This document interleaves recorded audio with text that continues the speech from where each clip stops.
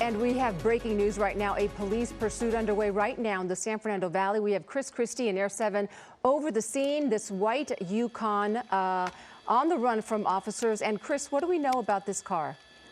This has turned into a wild and high-speed pursuit through the San Fernando Valley. Started near North Hollywood a short time ago. That's a stolen GMC Yukon that you're looking at right there, and the driver is really struggling to maintain control of the vehicle. In the last couple of minutes, we finally caught our first glimpse of him, and he was traveling on the wrong side of the road at one point, almost hit a couple of parked cars, and came really close to hitting a couple of other, a little bit of some of the other traffic on the road back there. Now he's on Tyrone Avenue, traveling southbound through a residential neighborhood, making another right turn. These all appear to be random turns. Not really clear where he's taking it, but he's picked up so much speed that LAPD's black and whites on the ground have pulled back quite a bit, and they are tracking him now from above.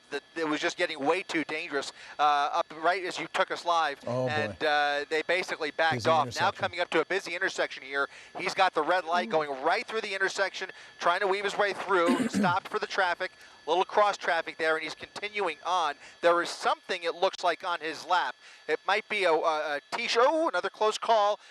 Another close call there. Something on his lap there. Obviously, you can see the male driver wearing a black tank top, sleeveless shirt right there, and looks like something, maybe a shirt or something else in his lap there. But he is definitely having a little bit of a hard time maintaining control of that vehicle. Heavy vehicle. This time of day, 5:35 at night, there's going to be rush hour traffic. There's a lot of people out running errands. Even during these COVID times, there's going to be people out walking. You saw somebody right there. He passed by walking through that crosswalk. We're near a school.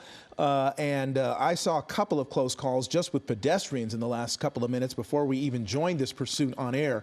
LAPD backing off. I wonder if they're going to have to rejoin it just because of how dangerous this guy is.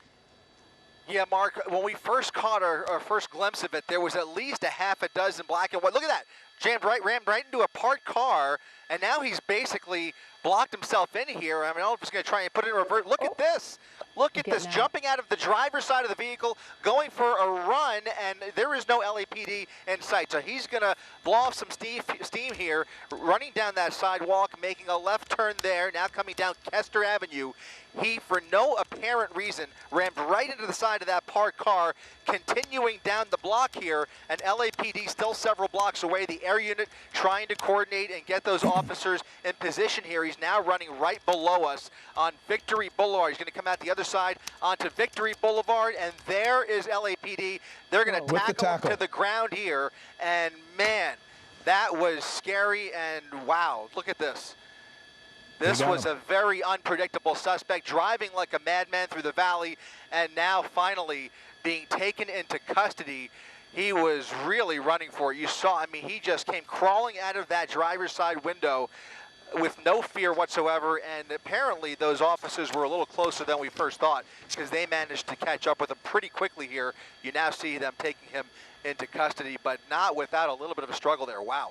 Wow, and you wonder if he was under the influence of something, because he really could not manage that car very well, that vehicle. We know it's a big car, but he slammed right into that parked car. He's got his COVID mask, strangely enough. I saw that hanging off of one ear. It's visible on from the other side there. But I was noting the tactics that they employed when they arrested him. So much has been made of how police respond and deal with suspects when they are faced with somebody who's running, who's been in a pursuit. This looked like a textbook arrest. They swarmed him. One person got to him first, wrestled him to the ground, and then a bunch of colleagues from the LAPD got in there, grabbed him, basically all grabbing limbs and pinning him to the ground, quickly putting the handcuffs on him, quickly getting him up. Now they're searching him and checking for any contraband. Weird how, Giovanna, how it ended.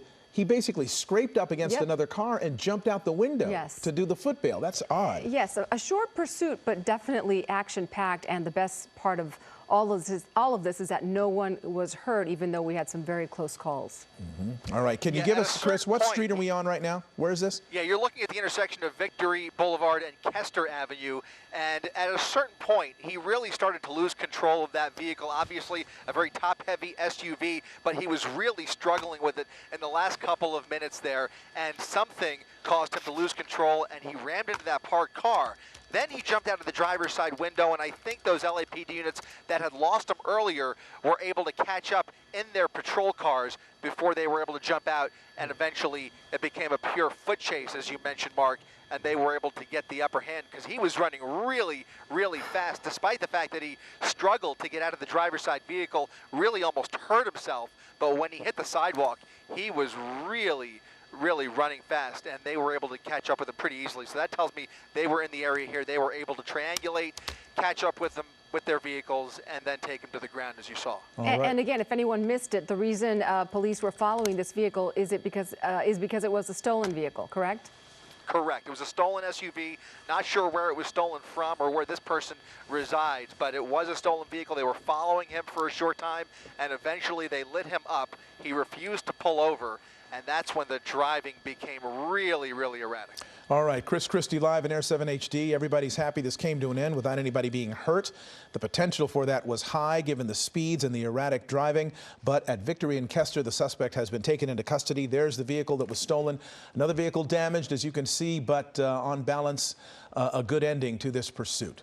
Hello, I'm Mark Brown. Get more great ABC7 content by clicking the subscribe button for our YouTube channel and download the ABC7 Los Angeles streaming app on Fire TV, Android TV, Apple TV, and Roku to watch on your TV.